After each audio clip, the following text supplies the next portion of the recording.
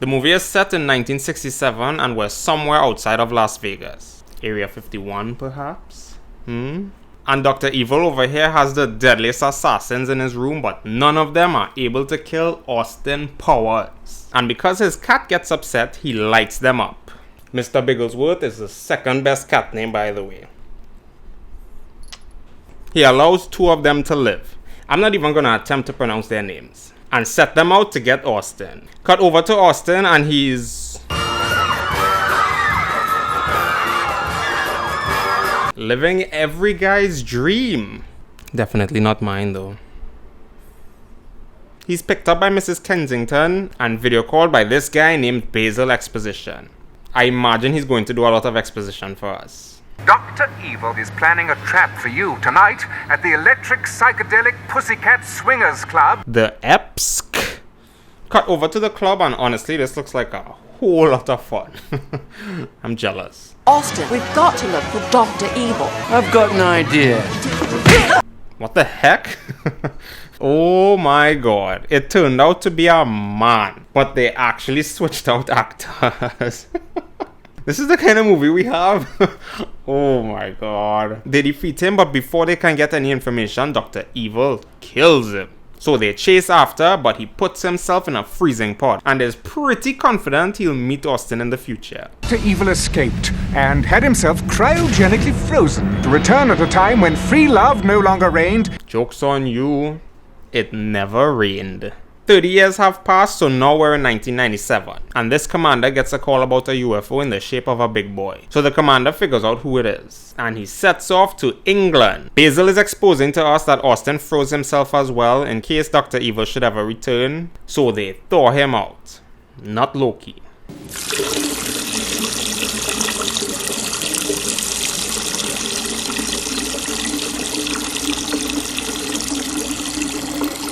That's the Rent guy from the OG Spider-Man. Rent? Anyways, he's informed that Dr. Evil is back and he'll be starting now. Unfortunately, Mrs. Kensington is old and retired now, but her daughter is going to be working with him. Wow. My God, Vanessa's got a fabulous body. I bet she shines like a minx. Wow. How do I tell them that because of the unfreezing process I have no inner monologue? Fine, he gets a pass. Cut over to Area 51 and is that Will Ferrell? The frick? Look what you did to Mr. Bigglesworth! Oh no! Anyways, he kills him. Rightfully so. Dr. Evil goes around the board introducing his new henchmen. This lady again. This ex-wrestler whose name is Random Task. I'm not making this up. Show them what you do. That's impressive, actually. A leprechaun and his number 2 in command, named Number 2. Dr. Evil's plan is to blackmail the royal family by making Prince Charles seem like he's having an affair outside of marriage. How innocent this movie was. Honestly, at this point, it would be a surprise if any famous person is a decent human being. Prince Charles did have an affair. He admitted it, and they are now divorced. I can't believe I wasted my air. New plan, he wants to destroy the ozone layer, giving no protective layer, increasing the risk of skin cancer. I'll just wait to see if anybody disputes this first. That also already has happened. No air wasted. So time to stick to the oldie but goodie. Hold the world hostage. It's a hard lifetime for us. And we hold the world ransom for $1 million. Wow, that's a little amount. Number 2 corrects him, so he gets the appropriate amount now. 100 billion. I really wanted to travel, sort of see the world. That's fascinating, Vanessa. Listen, why don't we go in the back and shag? So she tells him they should focus on their current tasks, which is the answer no. But he just does a sexy dance and I have no idea where that bed came from. She still says no using extra words. Meanwhile, Frida tells Dr. Evil that they used the semen he had frozen. So now he has a son. I hate you. Could I have a hug? No. The summary of the conversation. They land in Vegas and honestly, Austin is like a 15-year-old boy.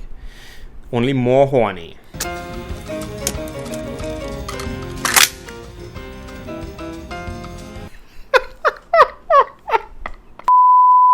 My humor is weird.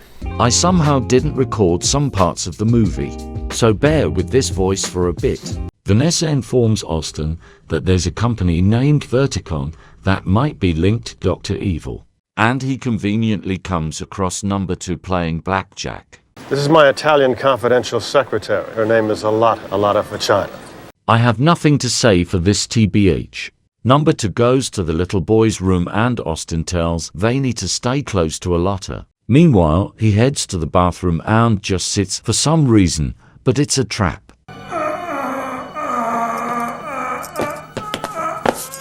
Dr. Evil gets his warhead and calls the UN to make his demands. But he forgot about the advice from earlier. $1 million! So they just laugh at him. He does correct himself though, but the UN tells him they don't negotiate with bad people. Not sure if I could say that word on YouTube. Meanwhile, we get this weird conversation with Vanessa talking to her mom. And her mom is surprised she managed to resist Austin's charms. It's a parody movie, so I won't be too harsh on it. But interestingly enough, her mom never answered if she slept with Austin. So now I'm suspicious. It would be crazy if Vanessa ends up being his daughter. And uncomfortable as F. They do a little bit of surveillance, but Austin gets distracted by her beauty. I'm not making this up. So they have a dinner date, explore Vegas, and play Twister. Her forced laughter is bugging me a bit though. Kiss me. I can't, darling. Why not? Because you're drunk. It's not right. At least he has morals. Vanny knocks out and Basil calls him to send him to Alata Facciana's penthouse. I can't believe I said that with a straight face.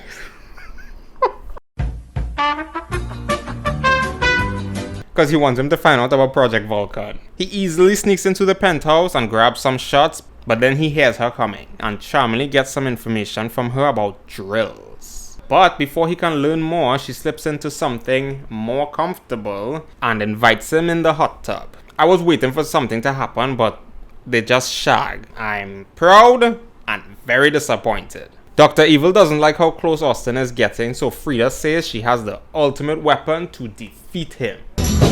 You keep saying. I can't believe it. They are weaponized androids and apparently no man can resist their charms. So everybody is doomed. Meanwhile, Austin gives Basil the Project Vulcan drill plans. Austin, where did you find these? Austin did some reconnaissance work last night at Alata Facciana's penthouse. You what? Ooh. Basil is a terrible wingman. Frick. This is my mother, Mrs. Exposition. Austin! Why won't this wig come off? Austin! That night, Vanny approaches Austin about Miss Vagina because she had bad relationships in the past. When did they get together? I shagged her. What? I shagged her rotten, baby, yeah. Oh my god.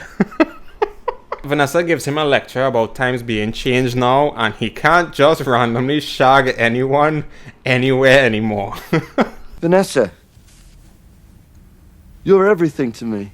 I'm so lost. So he kind of realizes he's living with the past mindset and spends all night playing catch up. So he's kind of like Captain America. I instantly regret making that comparison. Oh, you gotta be shitting me. Oh, behave. Yeah. They're back on the mission now and they ditch their tour to take clothes from the workers in the restricted area. Right in front of the tour guide. So he just calls it in. So all the alarms are sounded now. I have a headache. They get surrounded until they hijack one of these truck things. Watch out! Move! Move! Watch out!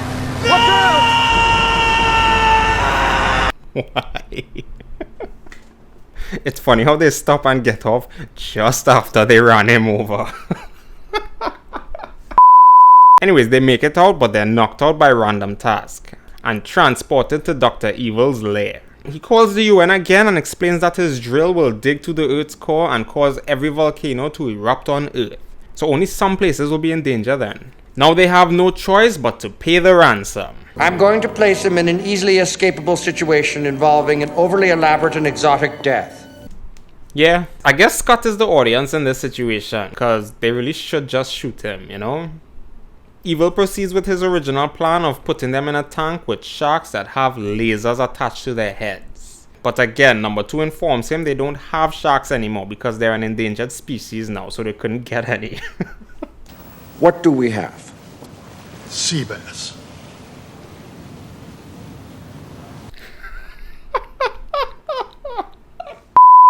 Scott starts questioning his methods again. Don't get it, do you? You don't. It's no hassle. But, Look, all I'm saying is that I think she's bad for you. And all I'm saying is shh, shh, shh, shh, shh, shh, shh. So they managed to escape while a guard was literally right there. That was some deadly sea bass. Damn. He drops Vanessa off to go get help, apologizes for raw dogging for China, then does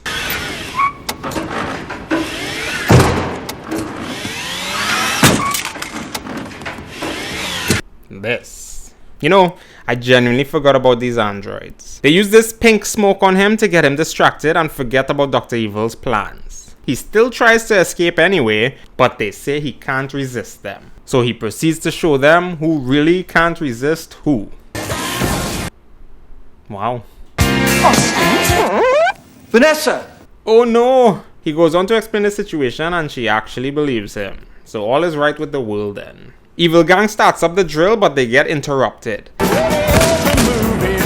This clip was a little distracting to me though. Like, did they forget to put the special effects or was that intentional? Anyways, Austin stops the drill at the last second, so it's time to get Dr. Evil. Evil tries a little reverse psychology, telling him his 60s mentality is considered pretty evil now in the 90s. But he pulls a Uno reverse card, telling him it was all about intention, not the action itself.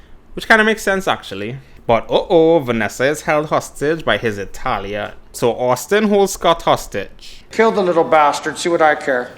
Yikes, that's scarring. Then number 2 shows up with what looks like one of those android ladies. For later. But turns on Dr. Evil because he realized he wasn't good at being evil. Number 2 is no more. Vanny escapes and Evil presses the self-destruct button and escapes into his freeze chamber. Again, they do manage to escape, but I wonder what was the budget for this, because this is separate footage right here. 3 months have passed and now they're married? What? But their honeymoon is interrupted by random task. He doesn't really do much, to be honest, so. And that's the movie. Well, that was horrible. I am not much of a fan of slapstick comedies, so I really don't think I was a target audience for this one. Oddly enough, I think I might just enjoy the very movies it parodied. At the very least, it had a storyline to follow, and some scenes were actually funny, so it wasn't completely painful to watch. Still pretty nice to come back to though. Looks like Dr. Evil is back on the move since his escape at the end of the first one. Meanwhile, Austin and Vanessa are still on their honeymoon. I'm gonna get us some more champagne, Jungle Boy. I'm gonna get us some more champagne, Jungle Boy. Wait, what's that about? Oh, he has to be dreaming or in a simulation or something. Oh my god, she's a robot! Turns out it's one of Dr. Evil's robots and it just explodes. So, was she a robot the whole time or did Dr. Evil capture her? I'm confused. the woman who taught me the beauty of monogamy was a fembot all along. That means I'm single again!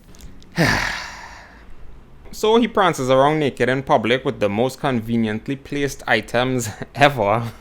Meanwhile, at a NATO facility in Guam, one of the operators is watching a Jerry Springer special about Scott and Dr. Evil. Like, what? Why'd you run out on me? Because you're not quite evil enough. Seems like they still have their problems. Talk about a product of its time though, frick. Do people still watch Jerry Springer? Well, it turns out that Vanessa was a fembot. We knew all along, sadly. What the frick? I was kinda attached to their story, even though it was rushed and... Do I make you horny, baby? Yeah, do I? strange. Still attached. Anyways, Basil gives him a new assignment for a photo shoot to get close to a model that works for Dr. Evil. Who are you, baby? Ivana Humpalot. Wait, what? Dr. Evil's new headquarters is a Starbucks? Say it ain't so. Number 2 informs Dr. Evil that while he was frozen, they cloned him, but it's 1/8 his size. Breathtaking. I shall call him Mini-Me. And the legacy begins. Dr. Evil tells the group he always loses to Austin because he has mojo, so he created a time machine to go back to the 60s to steal his mojo from him. If you have a time machine, why not just go back and kill Austin Powers when he's sitting on the crapper or something? Scott is like the best character in this whole franchise. I'm sorry. After whatever this interaction was, Would you like to have a suckle of my zipper? he says he's traveling back to 1969, which would be 2 years after he froze himself in the first movie. It's a bit confusing, I know. So they hop in and meet a young number 2 in 1969. And Frau, you look so... The same. Back with Austin in 1999, and it seems like he still has his mojo, because Ivana told him that Dr. Evil sent her to kill him, but she can't resist him. So he still has his mojo. So what the F is Dr. Evil doing in 69 then? Number 2 mentions Austin has some damn good security looking after him, but Dr. Evil already has someone on the inside, which was insanely quick. His name? Fat Bastard. Oh wow, we're in offensive territory now. Nice. Anyways, horizontally enhanced Bastard steals Austin's mojo as labeled here, and he's losing his mojo in real time. And he already knew it. So he had the mojo to know he doesn't have mojo anymore. Basil tells Austin they have intel that Dr. Evil is back in the 60s, so obviously they made their own time machine. If I'm still frozen in 1967, how could I have been unthawed in the night? I suggest you don't worry about this sort of thing and just enjoy yourself. That goes for you all, too. Okay then. I love how he just drives into a party and they just continue partying like nothing happened. I'm disappointed. I thought he would also lose his appeal with girls. They should have explored that. And this girl immediately catches his attention. How do you get into those pants, baby? You can start by buying me a drink. Jesus Christ. Anyways, she tells him the girl currently tracking him works for Dr. Evil, and then she disappears. But it seems like he could have handled himself even without her warning, because he managed to see the bad guy through the reflection of her eyes. And he just been using her as a meat shield. Use that bazooka! What? She's still alive? You can't win, Powers. Why won't you die? Seriously? Why? Mysterious girl picks him up, and her name is Felicity Shagwell from the CIA. Shagwell by name, shag very well by reputation. She's dangerous. I see Will Ferrell reprise his role too as one of Dr. Evil's assassins. I just can't remember his name. My name is Mustafa, and I'm the man who will be killing you now. Well, there you go. So they interrogate him by asking him the same questions 3 times, because he can't handle it, so he just tells them everything. But before he can say where Dr. Evil's lair is located, Mini-Me handles the situation. Like, frick! Gravitationally challenged Bastard delivers the mojo, but asks to eat Mini-Me in exchange rather than money. Oh my. See what I'm saying though? Dr. Evil has the mojo now, and he's horny and attracting women. Austin should have lost that ability. Meanwhile, Austin and Felicity do the usual date sequence and dance to a non-love story, strangely enough.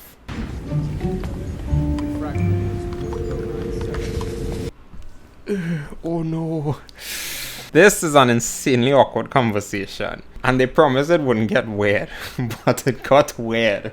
I'm late. There, you got here right on time. No, I'm late. What the hell? Scott shows up only to see he got replaced by a better, eviler child. And Austin sees how calorically gifted Bastard was able to steal his mojo. How does that feel, baby? Lower. How does that feel, baby? Listen, Felicity, I'm sorry. I can't do this. What? Anyways, Basil assigns Felicity to plant a tracking device on supersized bastard by any means necessary, while Austin does his sad boy drive, which makes no sense to me. He was happy that he was single before. Unless something finally happened since he lost his mojo. But at least it can't get any worse. Well, surprise! Oh my god, did they shag?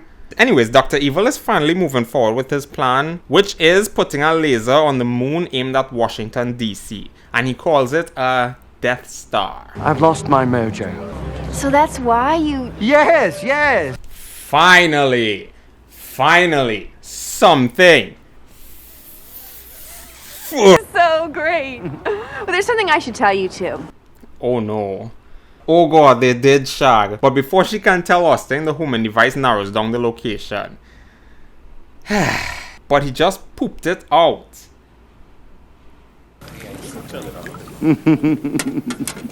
Oh my god.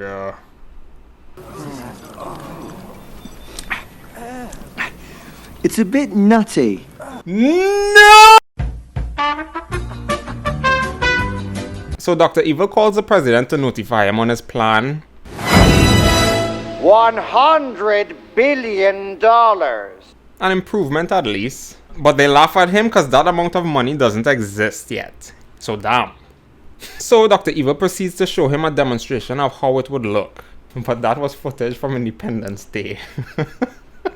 And sends out the order to kill Austin. How is that any different now? I don't know. Oh, and I forgot to mention they got the location of Dr. Evil's island. I was too busy being insanely disturbed. This coffee smells like shit. No! God! I'll just feel around for them.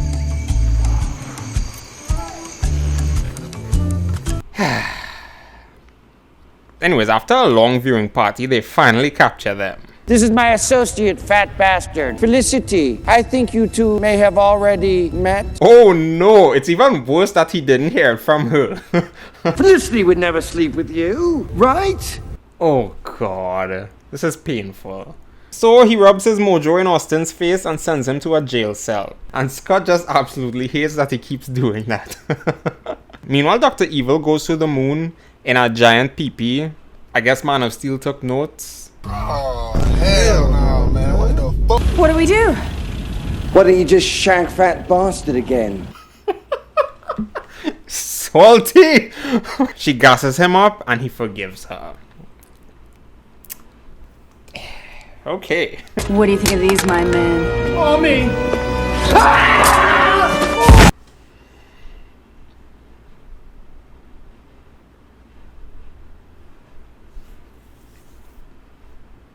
Anyways, they hitch a ride to the moon on Apollo 11. Yes, that Apollo 11. Wait, how did Frida reach the moon? They arm the laser and the Prezi calls him to tell him they managed to gather the money, but he isn't pleased about it. Austin finally reaches the moon and gets in a brawl with Mini-Me.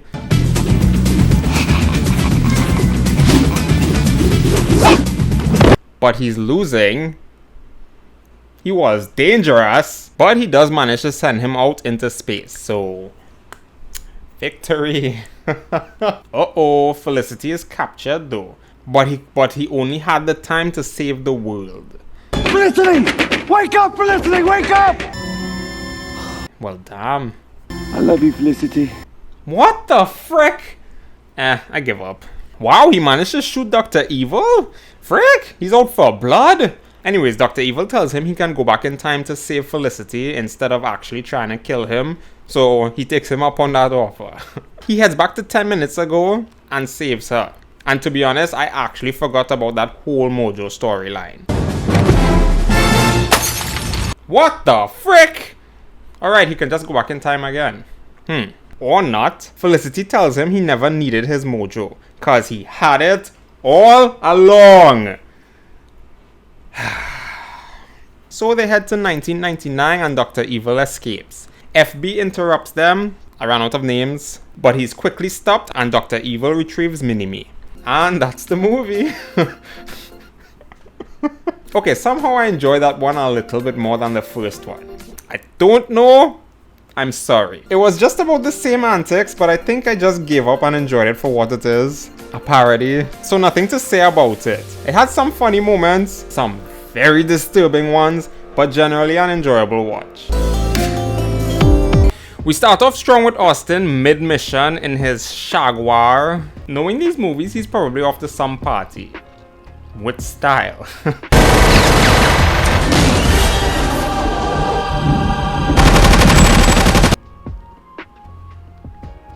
Wow. Wait, is that Tom Cruise? This movie just became iconic. Yeah, so Spielberg was making a film about Austin's life, but not even Spielberg himself can capture the essence of mojo. Hit it!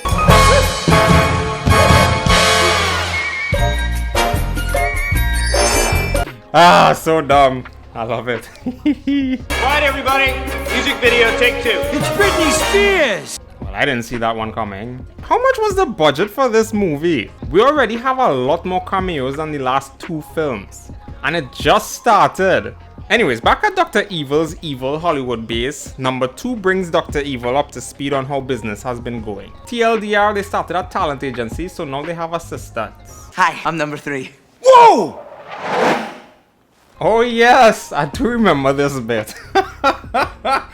Looking forward to it. But Dr. Evil introduces his perfect plan and introduces Goldmember, who created a thingy to pull a meteor towards Earth. And he also lived in the 70s.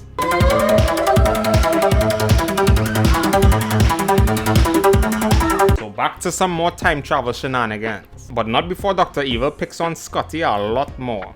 And Scotty being the best character in this movie still. Which we shall call Preparation H. What? Why don't you just call it Operation Ass Cream, you ass? Change my mind.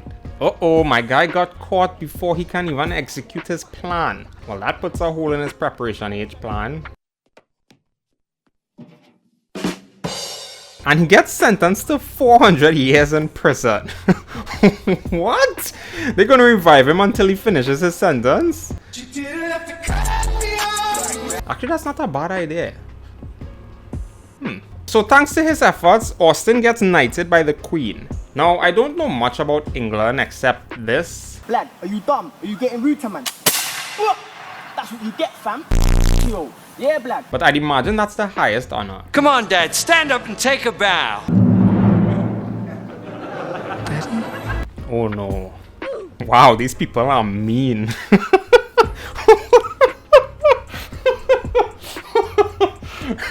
Wow. Later that day, Austin throws a party to hide his pain. Or maybe express it. No judgment. Of course! Your name is? Fuck me. Oh my god. No. I'm not doing this. Oh, and she has a twin sister, by the way. I'm sure you can guess her name. But before my Joy can enjoy the luxuries of the spy life, Basil piggy blocks him to notify him that his papa has been kidnapped. And honestly, we can start looking in the morning. So that's why my father wasn't at the knighting ceremony. No, actually, he was kidnapped after you were knighted. Ah. And I said what I said before knowing this information. Basil proceeds to explain their lead by showing Austin what they found. And they struck gold. So Austin turns to the only person he can, Dr. Evil. Dun dun dun! Uh-oh, someone had some daddy issues. Nothing could be my father from the truth. Woo! And he's dwelling in his gloat so much. But now we get some strange backstory where everyone went to the same school.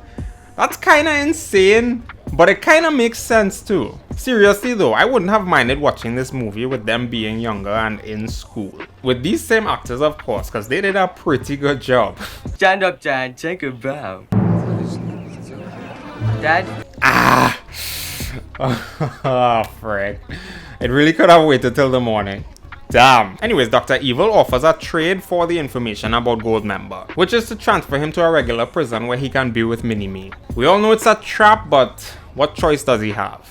Okay, so now it's time for time travel shenanigans. Because somehow Goldmember was able to kidnap his dad and bring him back to 1975? Yeah, don't think about this too much. Austin arrives at a party and his attention lands on the lead singer, Beyonce. She's a pretty good singer. She should pursue a music career, actually. Ah, this was Gold Members Club. It makes sense now. Oh wow, he already shagged Beyonce and never called? Frick? Her name is Foxy Cleopatra, by the way. Foxy is undercover working for Gold Member, so she tells Austin where his dada is. Dad! What the fuck? It could have waited. Twins. Instead of saving him, they sit and have their weird Englishman speak. Long enough to be transported to Gold Member. I love gold! Iconic. Gold Member takes his dad away again, but before he can shoot Austin, Foxy steps in. Or should I say, punches in.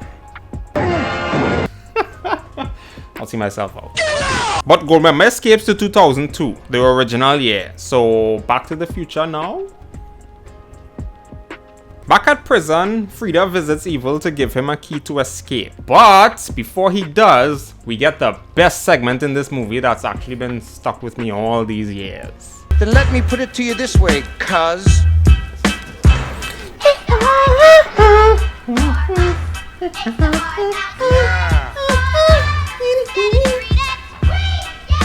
So Basil relays the information of Dr. Evil's escape, but the good news is they now have someone on the inside. So you're the... a mole, if you will. My boy's trying to explain where Dr. Evil is, but they're way too distracted. Oh. He has a base in Japan. Mole, mole, mole, mole, mole.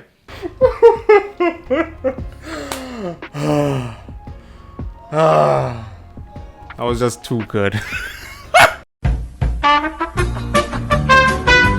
Cut over to Dr. Evil and he goes into details of his plan. The one with pulling the meteor, so we already know this information. You know, I only just realized that's Michael Caine playing Austin's dad. I don't know, he just looks different.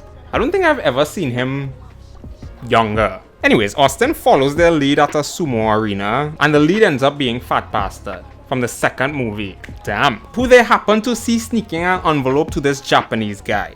So they sneak into the changing rooms where Austin has an absolutely memorable time. I'm disturbed. Disgusting! But Austin has had enough. so they end up fighting, if you want to call that fighting. So they leave Fat Bastard no choice but to sell out who this Japanese man is and what Dr. Evil is up to. So that was easy. That's what she said. No, he would say that. That's what he said. Nobody's saying anything.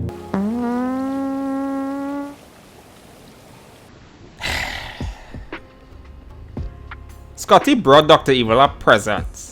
And it's sharks with freaking laser beams attached to their freaking heads. Best character. I said it. Change my mind. So Dr. Evil lets Scott sit right next to him. The highest of honors. Honestly. Not just that though. He kicks Mini-Me from the main room with them. But like, where the F did all this Mini-Me hate come out from? Like what? Deserved. Meanwhile, Basil confirms Fat Bastard's information. So, time to find the Japanese man.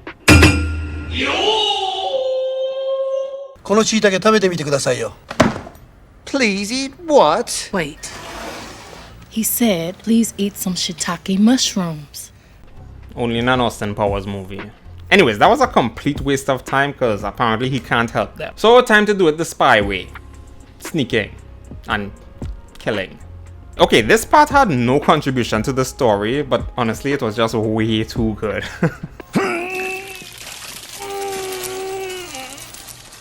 Yeah, Gold Member is the best of the three. The tractor beam is finished and Mr. Roboto gives him the key to turn it on. And it's gold!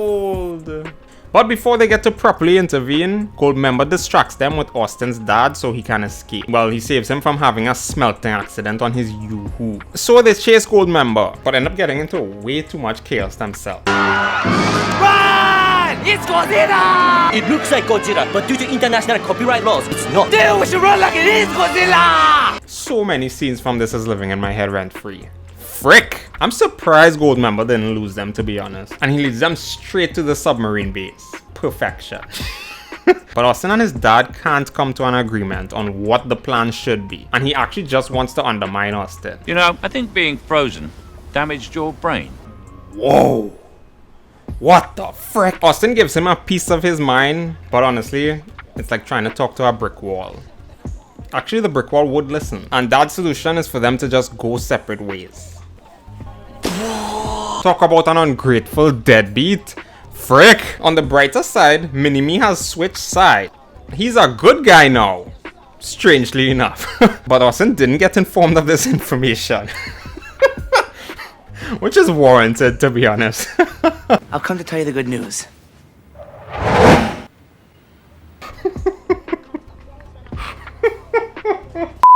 This movie is so dumb.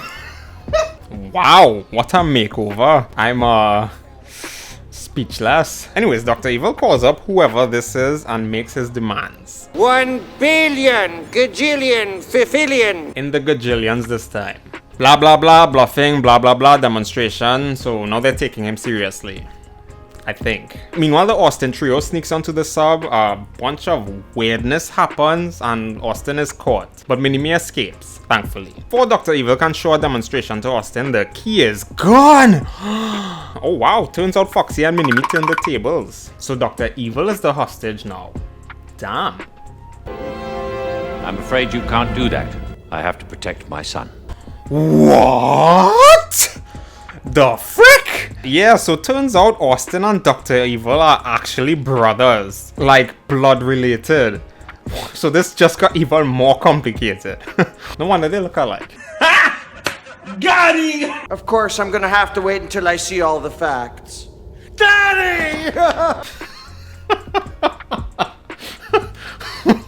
Wow, Austin forgives Dr. Evil and his dad? A lot of forgiveness is happening right now. So they all run into a big family hug, but Scotty again has to be the one talking all the sense. I too can't believe Dr. Evil turned good just like that. So you can spend your whole life trying to win your parents' acceptance, believe me. But at the end of the day, you've just got to do it for yourself, baby. What is everyone gonna do, man? Hey, Austin, shh! Best character. So now they all have to stop Goldmember because somebody had to take the mantle of evil. They thought they had the one-up on him. Luckily, I keep a spare. Look, everyone, my Vinky was a key. But he's been ahead this whole time. Get it? Get it? So now Austin and Evil have to team up to stop him, which they did. So that was very quick and very easy. Hey, assholes! What the heck? Okay, I'm calling it now. And that's the movie. What a lovely end to the trilogy. I didn't mention this before, but Goldmember was the one I actually grew up with. So it was pretty fun to revisit. Good times, weird vibes, but it was unapologetically Austin Powers. Yeah, that's the best way I can put it. If you enjoyed this video, check out another one of mine right here. And let me know in the comments, which Austin Powers movie was your favorite? And as always, thank you all so much for watching and I'll catch you next week. Peace!